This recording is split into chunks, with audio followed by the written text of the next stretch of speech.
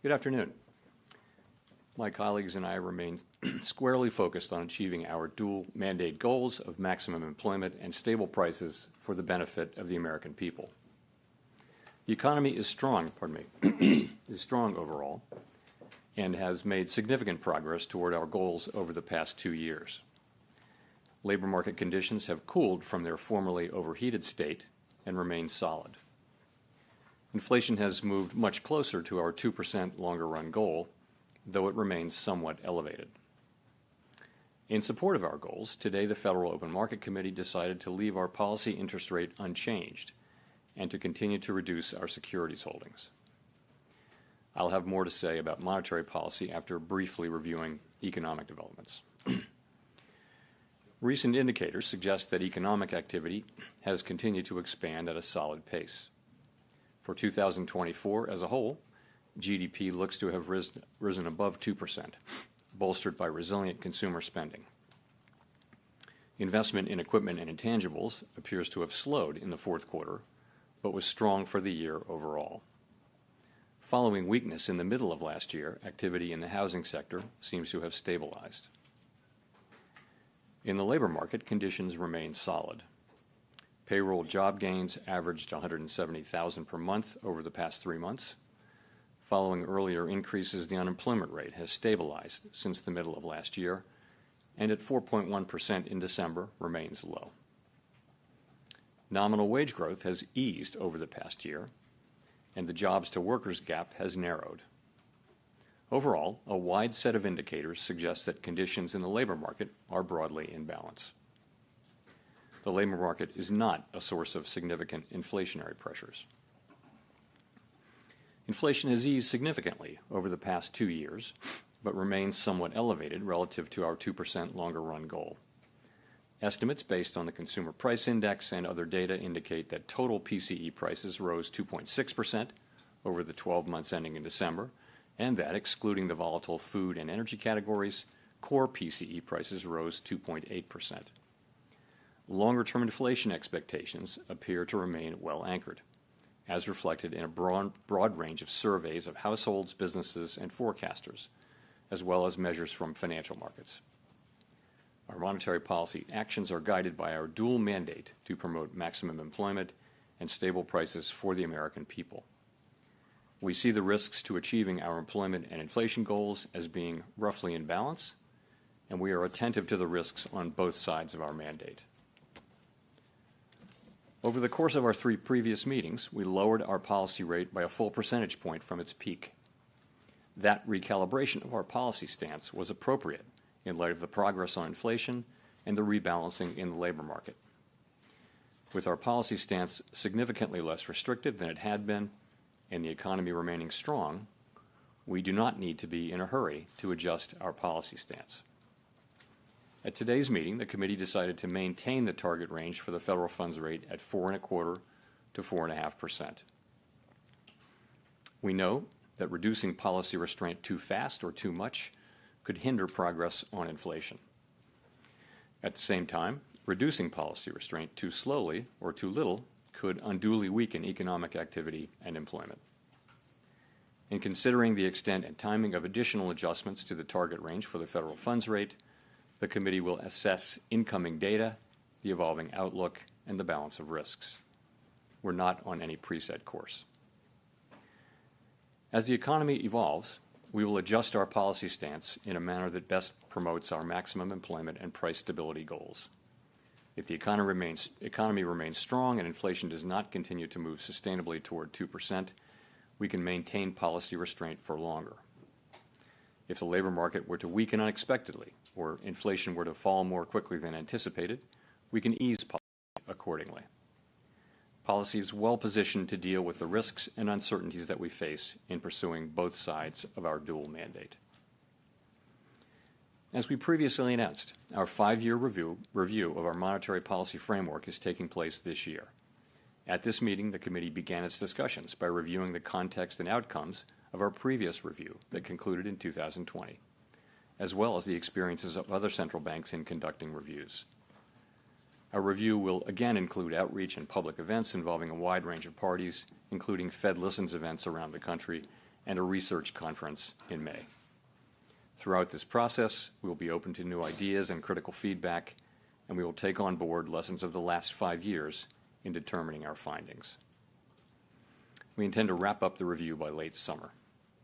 I would note that the committee's 2% longer-run inflation goal will be retained and will not be a focus of the review. The Fed has been assigned 2 goals for monetary policy: maximum employment and stable prices. We remain committed to supporting maximum employment, bringing inflation sustainably to our 2% goal, and keeping longer-run inflation expectations well anchored. Our success in delivering on these goals matters to all Americans. We understand that our actions affect communities, families, and businesses across the country. Everything we do is in service to our public mission. We at the Fed will do everything we can to achieve our maximum employment and price stability goals. Thank you. I look forward to your questions. Mr. Chairman, Steve Leisman from CNBC. Mr. Chairman, at a event in Davos, to Davos anyway, the president said he'll demand that interest rates drop immediately. So I guess I have a 3-part question. Has the president done this to you? Has he made that demand? Secondly, what is your response to that? And third, what effect, if any, does a president making these kind of remarks have on policy? Thank you. 3 questions. I'm seeing it really as one question, though. So I'm not going to have any response or comment whatsoever on what the president said. It's not appropriate for me to do so. The public should be confident that we will continue to do our work as we always have, focusing on using our tools to achieve our goals and really keeping our heads down and doing our work, and that's how we best serve the public. Can you just comment on whether he's physically communicated his demand to you? I've had no contact. Thanks. Nick Timmeros, The Wall Street Journal. Chair Powell, you and several of your colleagues said around the time of the last meeting that your policy stance was meaningfully restrictive. Given economic and financial market developments since then, how has your confidence changed in an assessment that says interest rates are meaningfully restrictive? I don't think that my assessment really has changed. I mean, a couple of things have happened. We've gotten more strong data, but we've also seen rates move up at the long end, which could represent a tightening in financial conditions. I think if we look back over the past year or so, we can see that policy is restrictive. If you look at the effect of high rates on interest-sensitive spending, for example, in housing, and if you look at the achievement of our goal variables, we're seeing the economy move toward 2% inflation and has moved largely to maximum employment. So we literally look at the movement toward the goal variables to make that assessment. Now, policy is meaningfully less restrictive than it was before we began to cut. It's 100 basis points less restrictive. And for that reason, we're going to be focusing on seeing real progress on inflation or alternatively some weakness in the labor market before we consider making adjustments. If I could follow up, does the economy here warrant meaningfully restrictive interest rates? And would you judge interest rates to still be meaningfully restrictive if you were to lower them by another quarter point? So I think our policy stance is very well calibrated, as I mentioned, to balance the achievement of our two goals.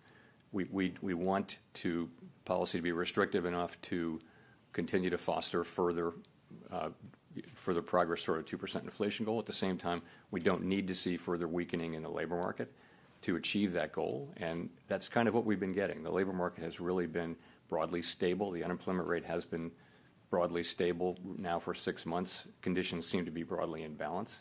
And I would say you look at the last couple of inflation readings and you see we don't overreact to 2 good readings or 2 bad readings, but nonetheless the last couple of readings have suggested more positive readings. So I think policy is well positioned.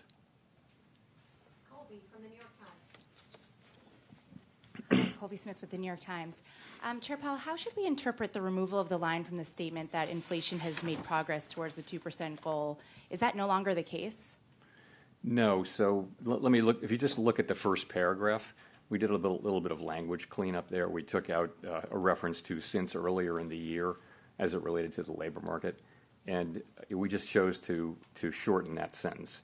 again, I mean, if you look at the sort of intermeeting data, it was good, and there was another inflation reading, I guess, just before the December meeting. So we've got two good readings in a row that are consistent with 2% inflation. Again, we're not going to overinterpret two good or two bad readings, but this was not meant to send a signal. Other than this, you can take away from all of this that we remain committed to achieving our 2% inflation goal sustainably.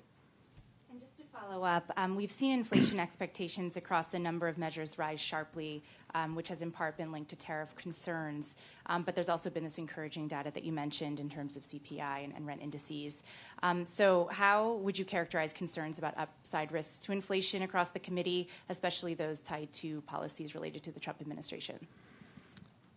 Well, I'd say you see expectations moving up a little bit at the short end, but not at the longer end, where it really matters. And those could be related to what you mentioned, some of the new policies. I think where the committee is very much in the mode of waiting to see what policies are enacted. We don't know what will happen with tariffs, with immigration, with fiscal policy, and with regulatory policy. We're only just beginning to see, actually are not really beginning to see much. And I think we need to let those policies be articulated before we can even begin to make a plausible assessment of what their implications for the economy will be. So we're going to be watching carefully, and as we always do. This is no different than any other set of policy changes at the beginning of an administration. We'll patiently watch and understand, and kind of not be in a hurry to get to a place of understanding what our policy response should be until we see how it plays out.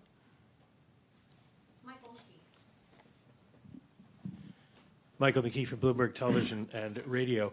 You and your colleagues normally condition future policy moves with the phrase, if the economy develops as we anticipate. Is it fair to say that since there's a lot unknown about what this administration's fiscal policies are actually going to be, that you don't have a medium to long-term economic forecast that you can have confidence in? Or if that's not true, can you lay out what you think is going to happen in the economy, how you see it developing? Well, at all times, forecasts are conditional at a minimum on just a set of expectations, and they're highly uncertain in both directions. We know that economic forecasting is really difficult beyond just a month or two out. So in the current situation, there's probably some elevated uncertainty because of significant policy shifts in those four areas that I mentioned: tariffs, immigration, fiscal policy, and regulatory policy. So there's probably some additional uncertainty, but that should be passing. We should go through that, and then we'll be back to the regular amount of uncertainty. So, what forecasters are doing, not just us, but everybody's doing, is they've got sort of just a set of assumptions about what might happen, but they're really kind of in the nature of a placeholder. And meaning, plausible could be, but honestly, you wouldn't stand behind it because you just don't know. And so you're just on hold, waiting to see what comes down. It's a very large economy, and policy is affected at the margin. But we're going to wait and see. If I can follow up, the idea that you feel that policy is restrictive suggests that the Fed, in general, wants to continue to lower interest rates. So when you look at the data that you are dependent on, are you looking for data that tell you that you can cut, or data that will tell you you should hold? We're looking. It's more the other. The way it works is we are looking at the data to guide us in what we should do, and that's what we do. And right now, we feel like we're in a very good place. Policy's well positioned. The economy's in quite a good place, actually, as well. And what we do expect is to see further progress on inflation. And, as I mentioned, as we see that, or if we were to see weakening in the labor market, that could foster, we could then be in a position of making further adjustments. But right now, we don't see that, and we see things as in a really good place for policy and for the economy. And so we feel like we don't need to be in a hurry to make any adjustments.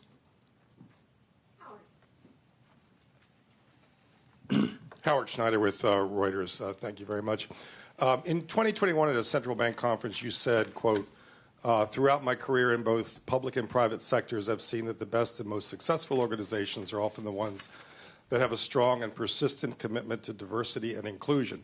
These organizations consistently attract the best talent by investing in and retaining a world-class workforce. First question is, do you still believe that? And if so, how do you intend to put that belief into practice while remaining consistent with the recent executive order prohibiting diversity and inclusion efforts?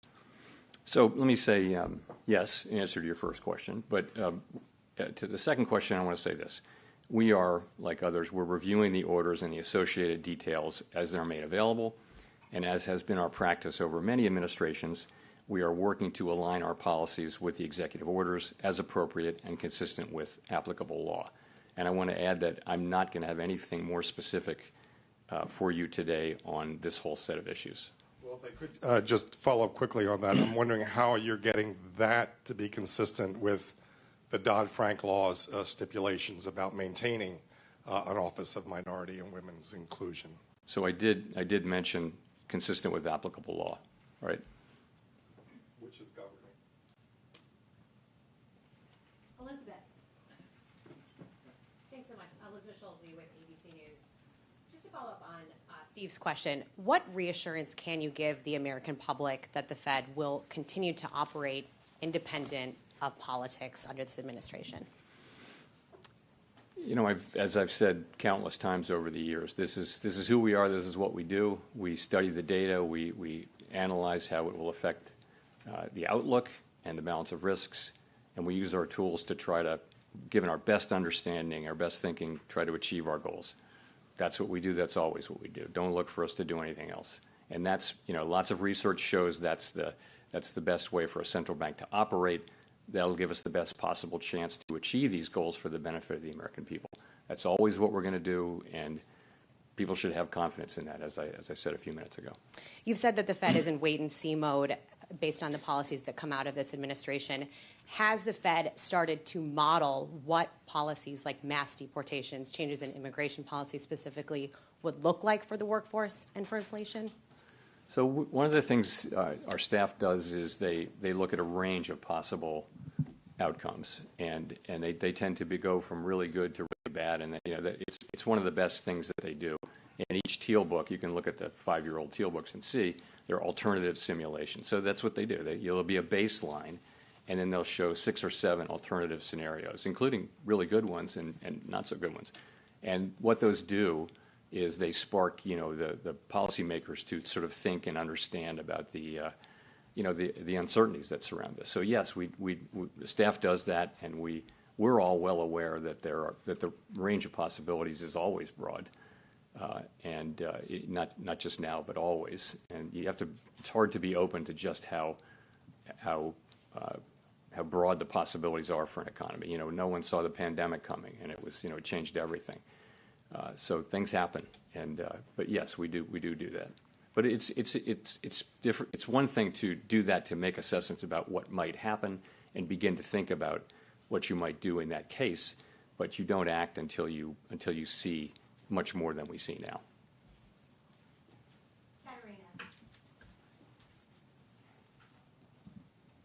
Katerina Saraiva, Bloomberg News. Last month you talked about a future rate cut as being pretty, significantly predicated on more progress in inflation. With the characterization of the labor market in the statement today, would you say that that's even more so the case now? I'd say it's the same. We want to see, further progress on inflation. And, the story's there. We're just going to have to see the data. At the end of the day, it comes down to 12-month inflation, because that takes out the seasonality issues that may exist. And, we're just going to need to see that. We think we see the pathway for that to happen. One example, a key example, is that you now do see owner's equivalent rent and, housing services, the way it's calculated for PCE. You see that coming down pretty steadily now. And that's the place where most of the remaining gap is. In addition, a big part of the overrun, as you will know, was from non-market services, which don't tend to send much signal. So you can look through all that and think, okay, then we seem to be set up for further progress. But being seemed to set up for it is one thing, having it is another. So we're going to want to see further progress on inflation. Remember, we're not, we're under 2%, but our goal is 2%, and we do mean to get back sustainably to 2%. And in terms of the labor market, I mean, how is that broadly? You said a broad set of indicators show that it's in pretty solid place. Was there broad agreement on that? There's been a few underlying indicators that show some weakness, a low hiring rate, workers reporting that it's increasingly difficult to find a job. Is that of concern to the committee? So you're right. I mean, we look at, of course, a very broad range. So it starts with unemployment, with the unemployment rate, employment, participation, wages, job quits, are people quitting, that kind of thing, the ratio of vacancies to unemployed. We look at all those things. And you put your finger, though, on it's a low hiring environment. So if you have a job, it's all good. But if you have to find a job, the job finding rate, the hiring rates have come down, and that's more typical of a. Let's say that the unemployment, that the labor market is at a sustainable level. It's not overheated anymore. We don't think we need it to cool off anymore. We do watch it extremely carefully. It's one of our 2 goal variables. But I'd say we watch those things quite carefully. But nonetheless, overall, look at the aggregate data in the labor market. The labor market does seem to be pretty stable and broadly in balance when you've got an unemployment rate that has been pretty stable now for a full half a year. Edward. Thank you. Thank you, Mr. Chairman. Edward Lawrence with Fox Business. On employment, now you said there's a broad range of possibilities, but last September you said, quote, "We understand that there's been quite an influx across the borders, and that has actually been one of the things that's allowed unemployment rate to rise." Now that the flow of the border has slowed and we're seeing deportations, how do you expect the unemployment rate to react? So what's happening is that the flows across the border have decreased very significantly, and there's every reason to expect that to continue. But job creation has come down a bit too. So, if those 2 things come down together, that sort of can be a reason for the unemployment rate to stabilize. In other words, the break-even rate, as population growth slows, the break-even rate that you need in new jobs to make jobs for workers declines as well. So that seems to be something about what's happening. You do see a very flat unemployment rate at a time when you've seen significant declines. I want to ask you about Fed employment. I know that tax money is not used here, but Elon Musk alleges that the Fed is, quote, absurdly overstaffed. We've seen the executive branch push to reduce the federal workforce. I just want to get your reaction. We run a very careful budget process. We're fully aware that we owe that to the public, and we believe we do that. I've got no further comment than that. Thanks. Chris Rugaber at Associated Press. President Trump has said he will lower inflation by reducing gas and energy costs. Do you see such costs as a particular driver of inflation, and would lowering them have a dramatic effect? Chris, I'm not going to react or discuss anything that any elected politician might say. So I'll give you a mulligan. Okay, thank you. Well, nearly 2 weeks ago, the Fed said it was withdrawing from the network for greening the financial system, even as we have significant wildfires in Los Angeles doing billions of dollars in damage. And, of course, the NGFS, as you know, is a group to talk about how the financial system could address climate change. Many commentators did see the timing as political. Why did you leave that organization? Can you explain that decision? Sure, I'd be glad to. So we considered this, really at length, and we did decide to withdraw from the NGFS. And really the reason is that the work that the NGFS does has broadened very significantly. Think about nature-related risks and biodiversity and things like that. In addition, the work of the NGFS is in significant part intended to, and this is a quote, mobilize mainstream finance to support the transition toward a sustainable economy. So we joined to get the benefit of understanding what other central banks were doing and seeing research and things like that. I think this is just way beyond any plausible mandate that you could attribute to the Fed. And so we have a quite narrow role, as I've said many times. And I think that activities of the NGFS are not a good fit for the Fed, given our current mandate and authority. So, and I just think it was time to acknowledge that, this process dates back, thinking about it dates back a couple of years. I made the decision to bring this to the board, some months ago.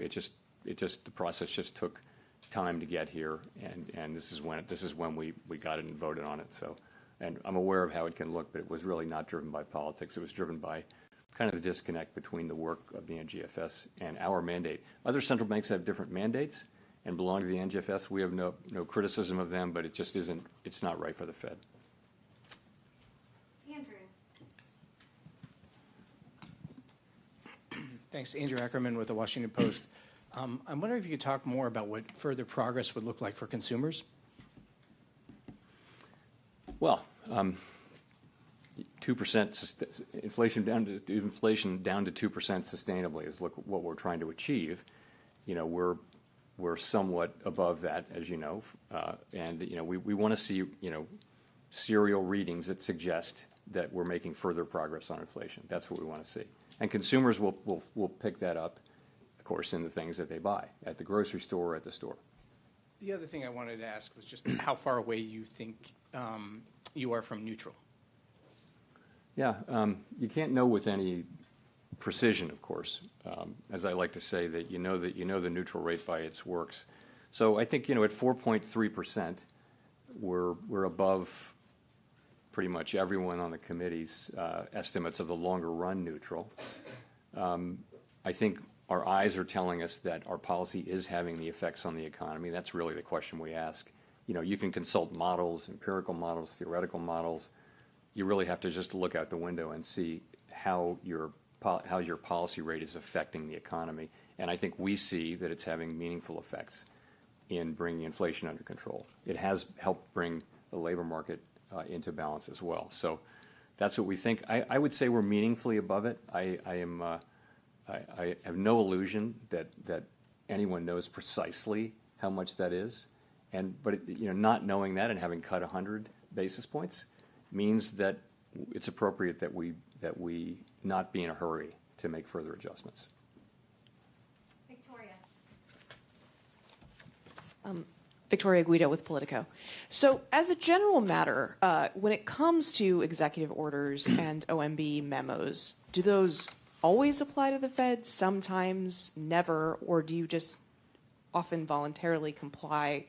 What is the legality there? So it's been our practice, as I mentioned, to work to align our policies to those that are mentioned in the executive orders, and I'm just going to leave it at that. As I mentioned, I'm not going to go any deeper than that or get into any deeper into this set of issues today.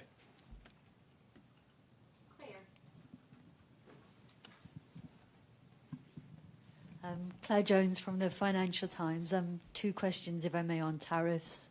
Well, first of all, we've seen global trade wars before, notably in 2019, last time around, but then we were in a very different place on both inflation and growth. If we see tariffs of the same sort of magnitude that we got then, which I know is big if, what do you think might be different this time around? And secondly, Tiff Macklem said there was no doubt that the threat of tariffs was a big driver of the cut by the Bank of Canada today. What sort of information would the Fed need to see on tariffs before it was willing to take such a preemptive move? Thank you. Sorry. What sort of information would you need to see on tariffs? Would you need to see a strategy, actual implementation, actual movement of inflation expectations before you're actually willing to change the path of monetary policy on the basis of it?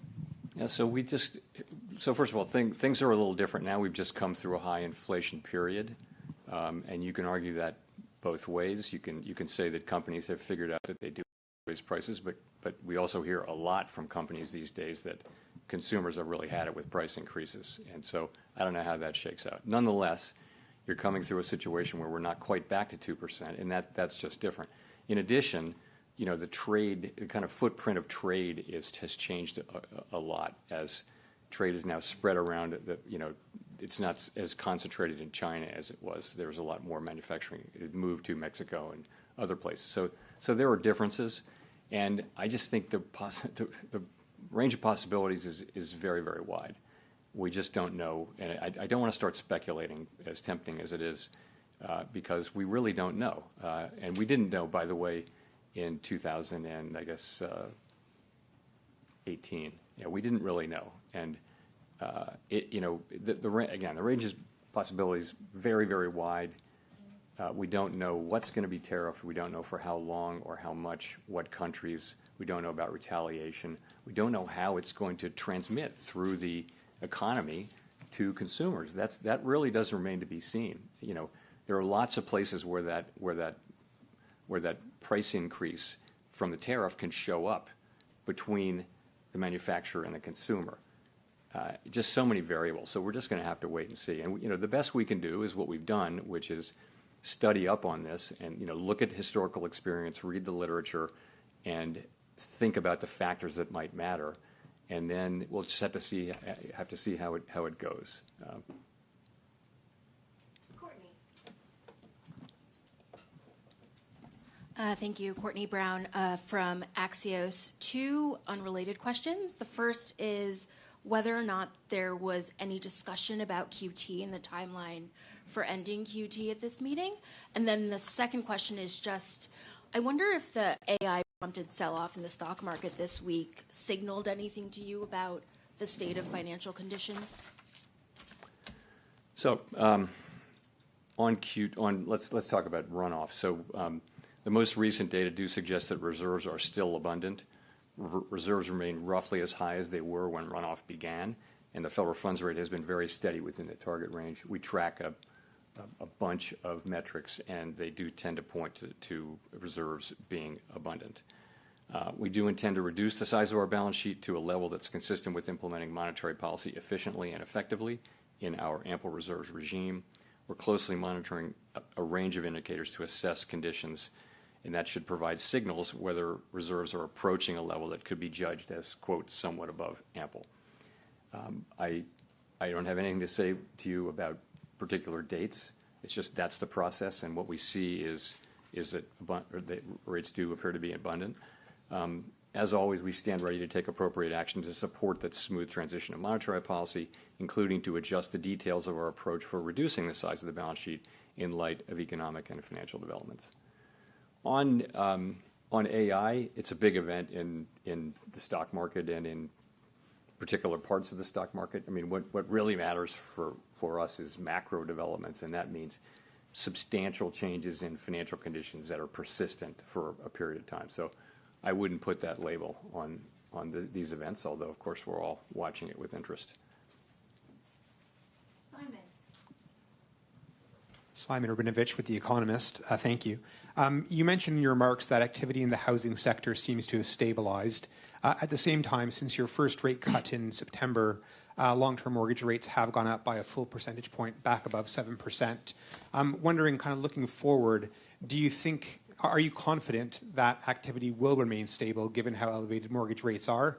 How does it fit into your broader thinking about the economy? So, as you know, as we've reduced our policy rate 100 basis points, longer rates have gone up, not because of expectations, not principally because of expectations about our policy or about inflation. It's more a term premium story. So, and it's long rates that matter for housing. So, I don't think I think these higher rates are going to they're probably hold back housing activity to some extent if they're persistent. We'll have to see how long they persist. So. We control an overnight rate. Generally, it propagates through the whole family of asset prices, including interest rates. But in this particular case, it's all happened at a time when, for reasons unrelated to our policy, longer rates have moved up. Jennifer.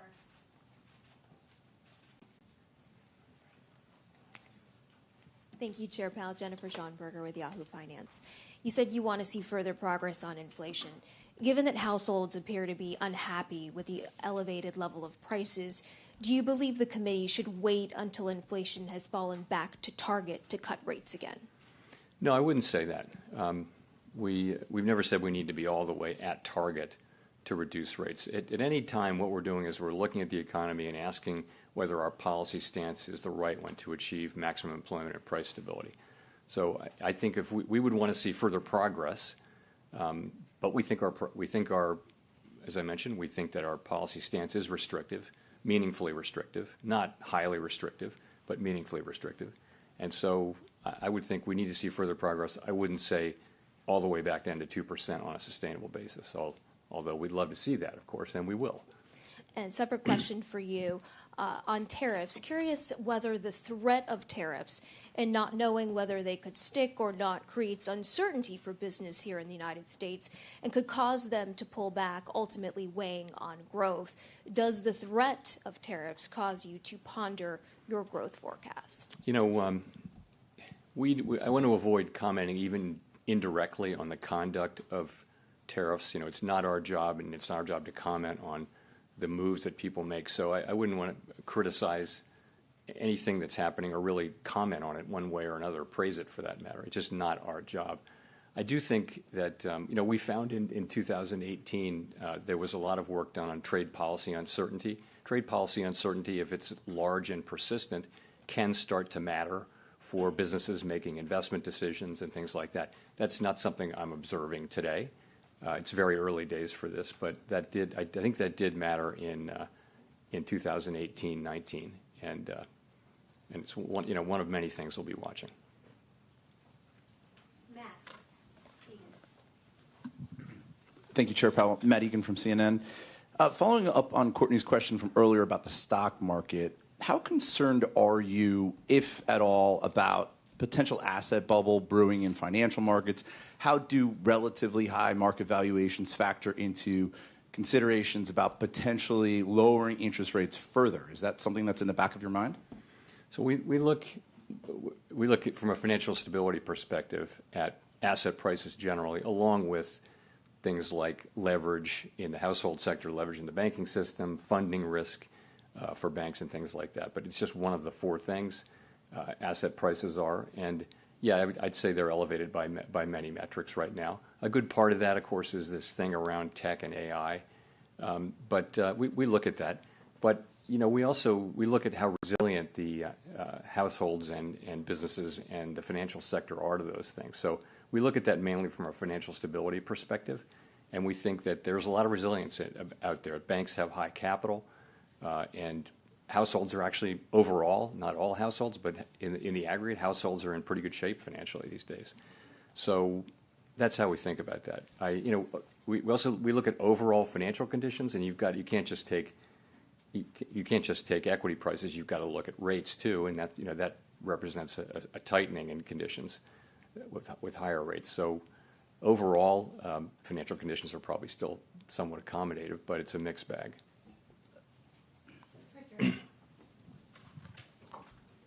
Hi, Chair Powell. I'm Richard Escobedo with CBS News. One question for you. This month's statement notes that unemployment has stabilized at a low rate and that the labor market is solid. You walked through some of what's driving this, but I wonder what risks you see that might change your assessment. Well, the things we discussed earlier. One is that there's a low hiring rate, and so that if there were to be a spike in layoffs, if companies were to start to reduce headcount, you would see unemployment go up pretty quickly because the hiring rate is quite low. So that's one thing we look at. I think it's worth pointing out that for lower income households, they're under significant pressure, and in the aggregate, the numbers are good, but we know that people at the lower end of the income spectrum are struggling with costs, and really it's high inflation for the basics of life. It's not so much the inflation now; it's the price level, because inflation has raised prices. Inflation is now much closer to target, but people are really feeling that. But overall, this is a good labor market. You're at 4.1% unemployment. That's just a really good level, and you've been solidly there now for 6-7 months. And job creation is pretty close to a level that will hold the unemployment rate there, given that there'll be much slower population growth. One more question. Some of the uncertainty around immigration policy, is, in your assessment, is that making it harder for businesses and the Fed to plan going forward? You know, we hear anecdotal reports, but I don't see, there's nothing in the data yet on that. But you hear that kind of thing about construction, for example, and you know, businesses that are dependent on immigrant labor are saying that it's suddenly gotten harder to get people. But you don't see that in the aggregate data yet. But yes, you hear it anecdotally.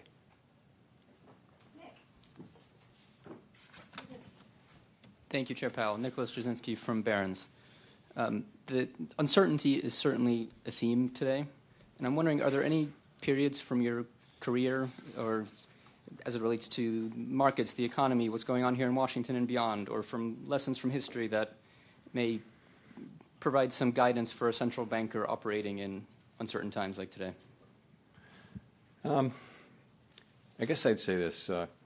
Uncertainty is with us all the time. It is human nature, apparently, to underestimate how fat the tails are in a way. You know, the possibility. We think of things in a normal distribution, and in the economy, it's not a normal distribution. The tails are very fat, meaning things can happen way out of your expectations. It's never not that way. I wouldn't, you know, if you think about it, think about the first few months of the pandemic. That was uncertainty. Are we going to be able to reopen the economy? If so, when? How much of it? How long will it take? You know, that was uncertainty. What we have now is a good labor market. We have the economy growing at 2 to 2.5%. Inflation's come down to now the headline inflation number was 2.6, and that's what the public experiences. We look at core because it's a better indicator of future inflation. So yes, the price level went up a lot for inflation, and people are feeling that, and they're not wrong. But so the kind of uncertainty we have is just a usual level of uncertainty about the economy, but then policies which are not for us to criticize or praise, really. Those are policies which people have been elected to implement. They're implementing them with a view to making a better economy. And so I wouldn't call this out as one of those times. I wouldn't compare it to the global financial crisis or anything like that, given that we have actually a very good economy right now.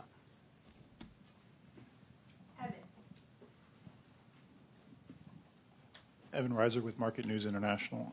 Chair Powell, cut still on the table, and then additionally, are you looking to see better than expected data on inflation to cut, or are you looking for inflation data that roughly aligns with current forecasts?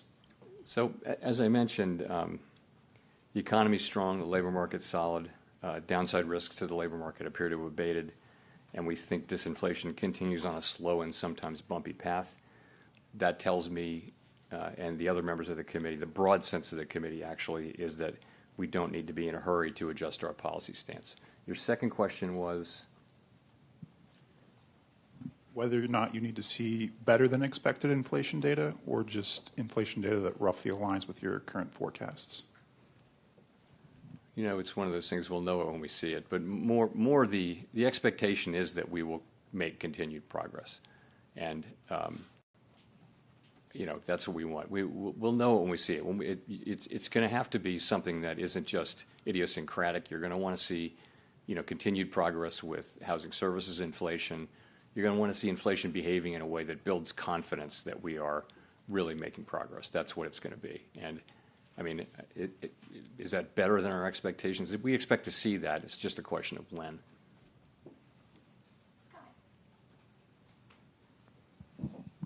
Hi, Chair Powell. Scott Horsley from NPR. In your 5-year review, you said the 2% inflation target won't be on the table. Can you talk a little bit about why? Is that because you think that's the right target, or is it because you don't want to move the goalpost mid-game, or what's behind that? I think that goal has served us well over a long period of time. It's also the sort of global standard. I think that if a central bank wanted to look at changing that, you wouldn't do it at a time when you're not meeting it anyway. I would not look at changing it anyway. I certainly wouldn't look at it at a time when you're not meeting it.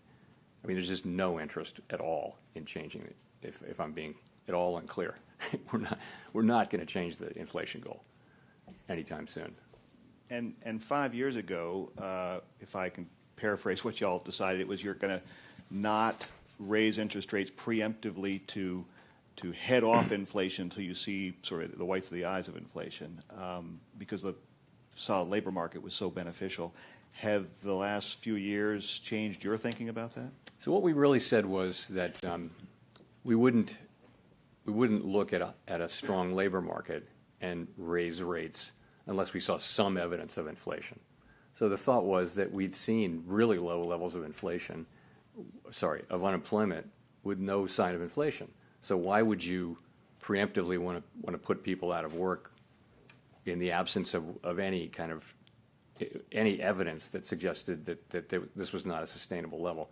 It was a way of acknowledging how much humility we have about the starred variables, especially U-star, the natural rate of unemployment.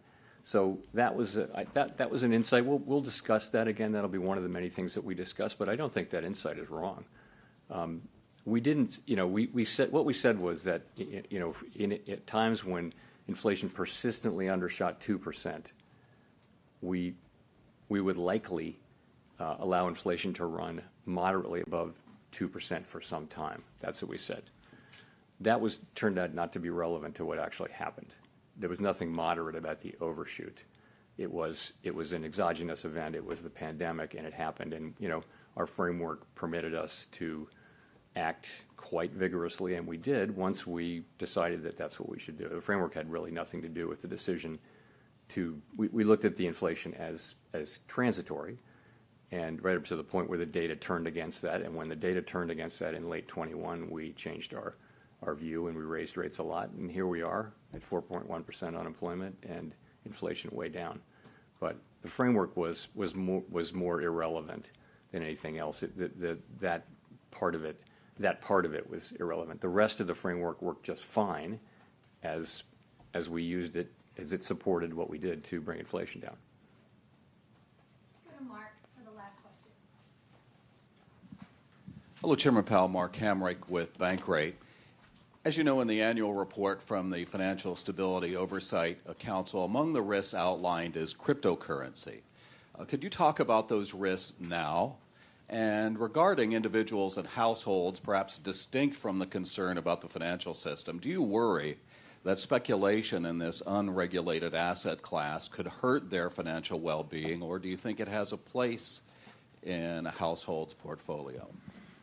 So our role with Bitcoin really is to look at, with crypto, really is to look at the banks, and we think it's, banks are perfectly able to serve crypto customers as long as they understand and can manage the risks, and it's safe and soundness. A good number of our banks that we regulate and supervise do that. The threshold has been a little higher for banks engaging in crypto activities.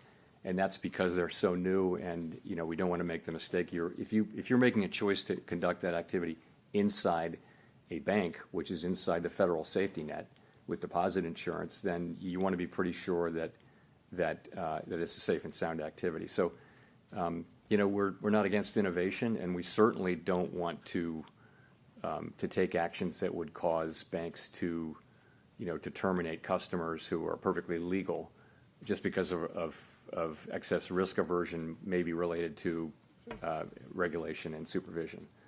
So, and with respect to households and their inclusion in that asset class? That's kind of it's not really our bailiwick. You want people to be knowledgeable about the financial engagements that they have, and that's why we have the securities laws that we have. It's why if you read a mutual fund prospectus or individual stock prospectus, you want households to have the chance to understand the risk that they're taking. And I do think it would be helpful if there were a greater regulatory apparatus around crypto, and I think that's something Congress was working on quite a lot. We've actually spent a lot of time with members of Congress working together with them on various things, and I think that would be a very constructive thing for Congress to do.